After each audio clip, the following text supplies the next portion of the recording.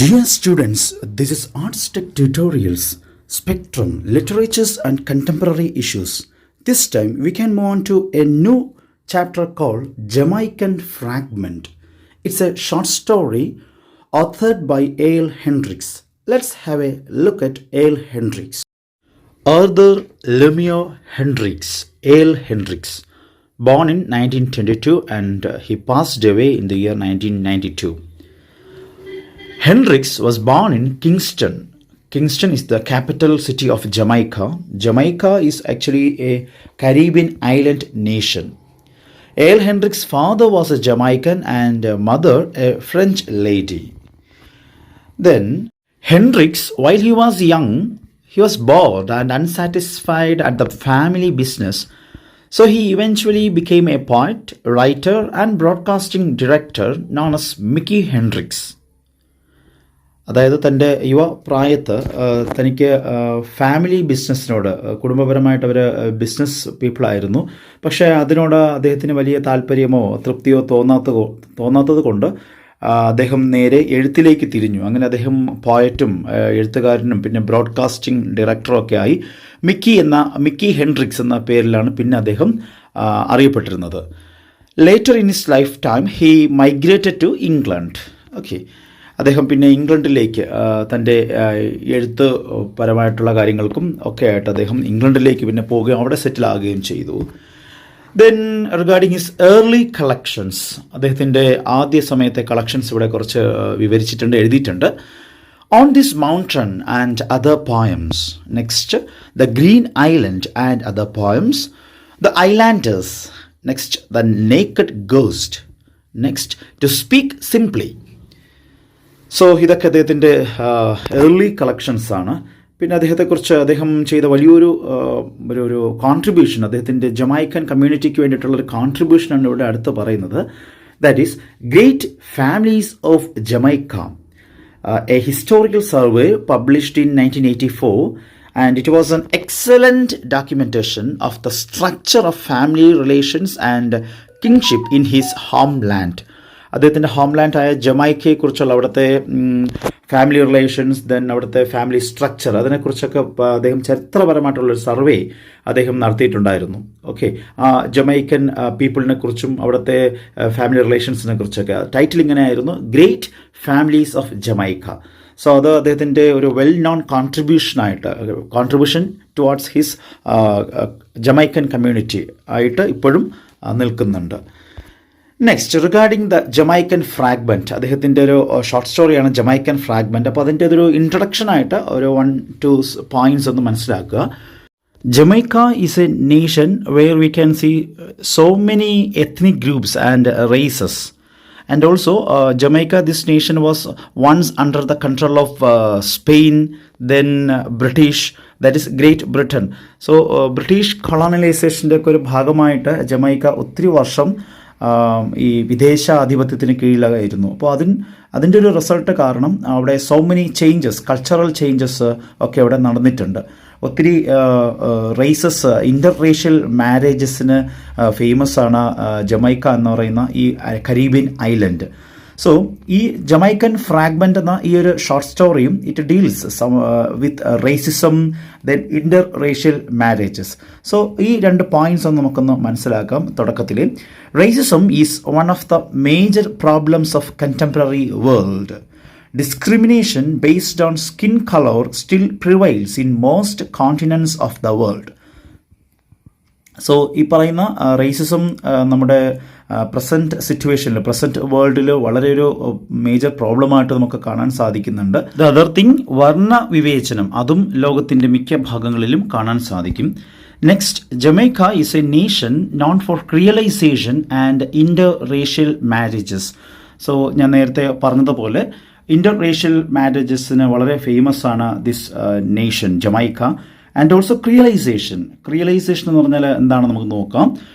ക്രിയലൈസേഷൻ is a process of languages mixing to produce new ones. അതായത് 2-3 ഭാഷകൾ കൂടിച്ചേർന്നുണ്ടാകുന്ന ഒരു പുതിയ ഭാഷാ രൂപത്തെയാണ് ക്രിയലൈസേഷൻ എന്ന് പറയുക.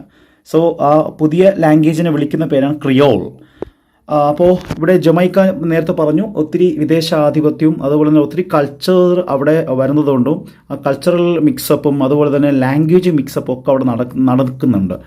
ഇപ്പോഴും നടന്നുകൊണ്ടിരിക്കുന്നു because of trade relations. Then ഒരു സമയത്ത് അത് കൊളണലൈസേഷൻ്റെ ഭാഗമായിട്ട് വന്ന മറ്റു രാഷ്ട്രങ്ങളുടെ ഒരു ഡോമിനൻസ്.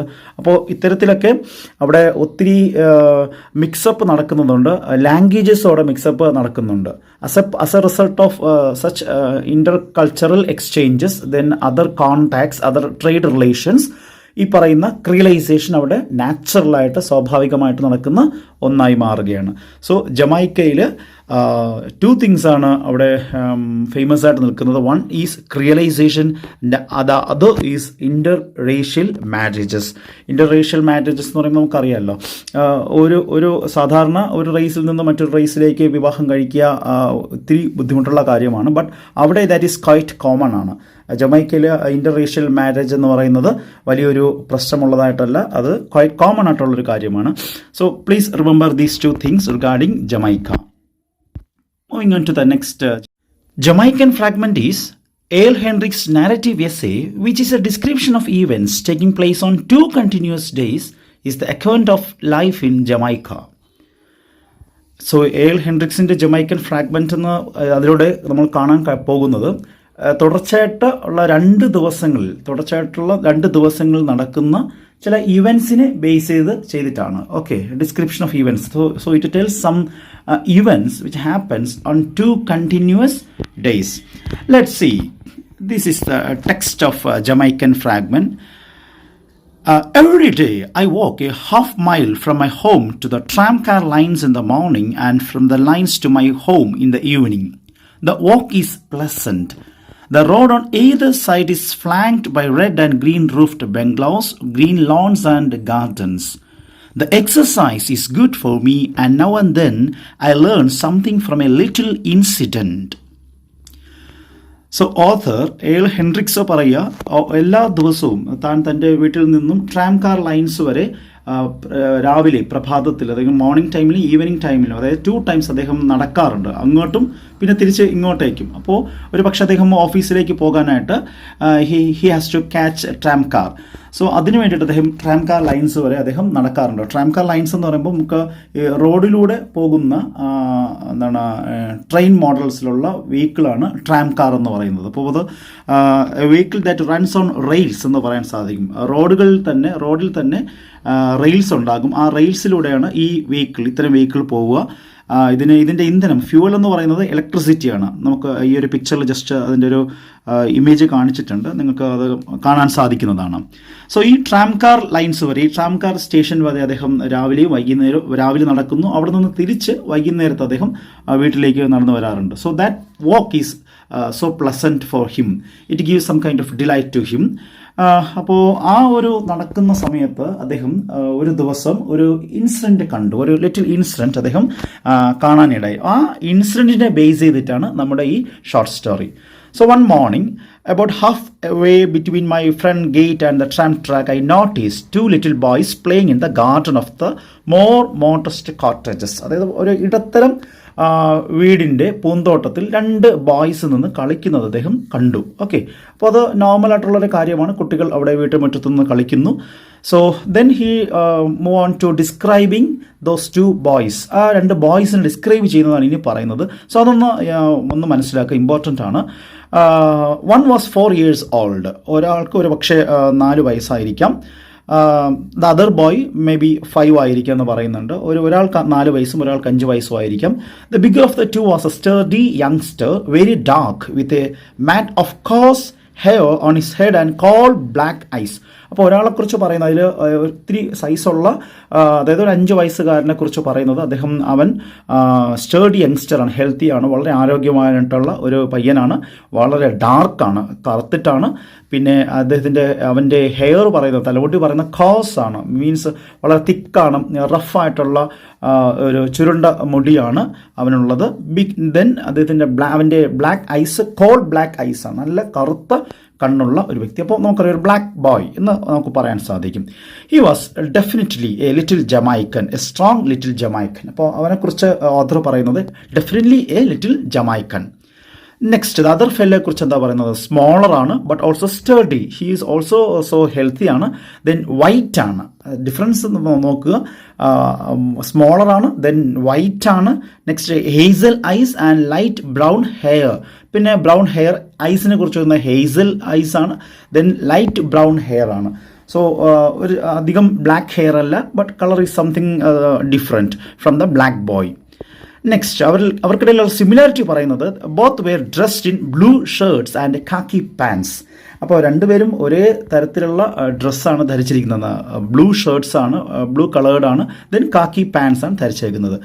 നെക്സ്റ്റ് അവരുടെ സിമിലാരിറ്റീസ് എന്താ? They wore no shoes. അവരെ ചെരുപ്പുകളൊന്നും ധരിച്ചിട്ടില്ല, ഷൂസ് ഒന്നും കാലിൽ ധരിച്ചിട്ടില്ല. And the feet were muddy. ചെളി പുരണ്ടിട്ട് അല്ലെങ്കിൽ പൊടിയൊക്കെ പിടിച്ചിട്ട്, മണ്ണ് പിടിച്ചിട്ട് അവരുടെ കളിക്കുന്നത് കൊണ്ടാകാം കാലിലൊക്കെ മണ്ണ് പിടിച്ചിട്ടുണ്ട്. They were not conscious of my standing they watching them they played on. അവർ നല്ല രീതിയിൽ എന്ത് ചെയ്യുക, അവർ അതിൽ ഉത്സാഹിച്ച് കളിക്കുകയാണ്. ഞാൻ നിൽക്കുന്നത് അവർ കണ്ടില്ല. സോ ഇതിവിടെ ഓഥർ ഇങ്ങനെ പോകുന്ന വഴിക്കാണ് ഈ ഒരു കാഴ്ച കണ്ടത്. രണ്ട് കുട്ടികൾ കളിക്കുന്നു. അപ്പോൾ കളിക്കുന്നത് കണ്ടിട്ട് ജസ്റ്റ് അവിടെ ഒന്ന് നിന്നിട്ട് ശ്രദ്ധിച്ച് അവരെ നോക്കിയപ്പോൾ ചില വ്യത്യാസങ്ങളും അതേസമയം ചില സാമ്യതകളും സിമിലാരിറ്റീസും ഈ ഓഥർ കണ്ടു, മനസ്സിലാക്കി. The game, if it could be called a game, was not elaborate. അപ്പോൾ അത് ഒരു ഗെയിമാണ്, പക്ഷേ ഭയങ്കര ഗെയിമൊന്നുമല്ല, വലിയ ഗെയിമൊന്നുമല്ല. The little white boy strode imperiously up and down, and every now and then shouted imperiously at his bigger playmate. The little brown boy shuffled along quietly behind him and did what he was told. So here author is describing the game that those two boys were played.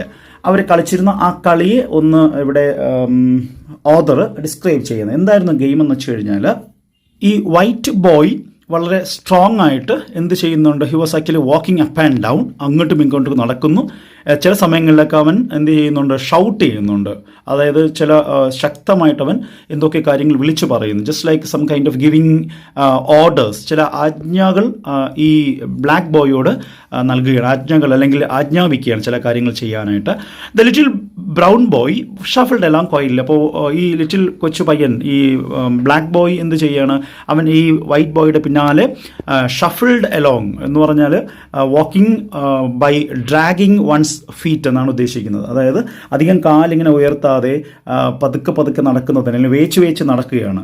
അതായത് ഈ black boy white ബോയുടെ പിന്നാലെ ഇങ്ങനെ വേച്ച് നടക്കുകയാണ്. White boy ആജ്ഞാപിക്കുന്ന കാര്യങ്ങളെല്ലാം കേട്ടുകൊണ്ട് ഈ black boy ഇങ്ങനെ പിന്നാലെ നടക്കുകയാണ്. And also what ever the white boy was asking or ordering, the black boy was obeying without any question.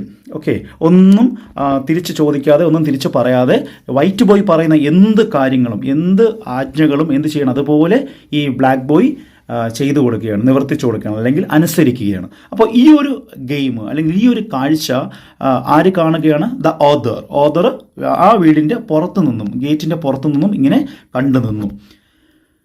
അപ്പോൾ ആ കുഞ്ഞു പിള്ളേർക്കിടയിലുള്ള എന്താണ് സംസാരങ്ങൾ അല്ലെങ്കിൽ ആ ടോക്ക് ഈ ഓഥർ ശ്രദ്ധിച്ചു. അത് എന്തൊക്കെയായിരുന്നു? Pick up that stick, the dark boy picked it up. Jump in to the flowers, the dark boy jumped.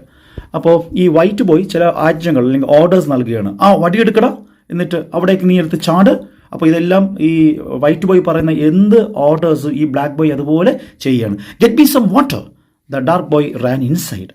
അപ്പോൾ വൈറ്റ് ബോയ് പറയുന്നത് എനിക്ക് കുറച്ച് വെള്ളം കൊണ്ടുപോവാ. അപ്പോൾ ഈ ഡാർക്ക് ബോയ് അതേപോലെ കേട്ട് അകത്തേക്ക് പോവുകയാണ് വെള്ളമെടുക്കാനായിട്ട്. The white boy sat down on the lawn. White boy വളരെ കൂളായിട്ട് റിലാക്സ് ചെയ്ത് ആ പുൽത്തകടിയിൽ ഇങ്ങനെ വിശ്രമിക്കുകയാണ്. ഈ ഗെയിം അല്ലെങ്കിൽ ഈ ഒരു പ്രവർത്തനം, ഈ ഒരു ആക്ടിവിറ്റി കണ്ടിട്ട് ഈ ഓഥർ ഹി ഗോട്ട് അമേസ്ഡ്. അദ്ദേഹം ഒന്ന് സർപ്രൈസ്ഡ് ആയിപ്പോയി, ഞെട്ടിപ്പോയി, സ്റ്റാർട്ടിൽഡായി. Here, before my eyes, a white boy, for there were little more than babies, was imposing his will upon a little black boy. ഇതെല്ലാം കണ്ടുകൊണ്ട് പുറത്തു നിൽക്കുന്ന ഓഥറായ ഹെൻഡ്രിക്സിന് തൻ്റെ മനസ്സിൽ പലതരത്തിലുള്ള ചിന്തകളുണ്ടായി. He got amazed.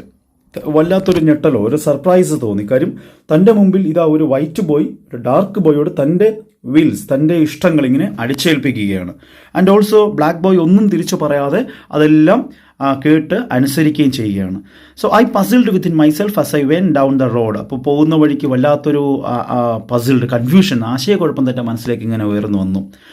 പിന്നെ ആ കുട്ടികളെക്കുറിച്ചുള്ള ചിന്തകളായി ദിസ് ഓഥറിന്. അപ്പോൾ ചില ചിന്തകൾ വന്നു. Little dark boy was a son of A servant in the home.